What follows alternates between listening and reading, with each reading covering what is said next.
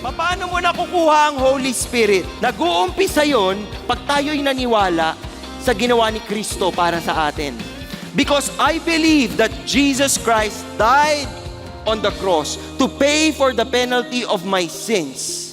And because I surrendered my life to Jesus, what happens? He fills you with the Spirit. Ang benefit nun, hindi na tayo alipin sa kasalanan. Ang will ni Lord, magbago yung isip natin, mabago yung paniniwala natin, at magbago yung mga pag-uugali natin. Nang sa gayon, yung mga tao sa paligid natin, bakit ka masaya? Bakit ka mabait? Bakit inaalagaan mo kami? Bakit considerate ka? Bakit very humble ka? Bakit ganito? Bakit ganito? Si Kristo kasi, binago ang puso ko.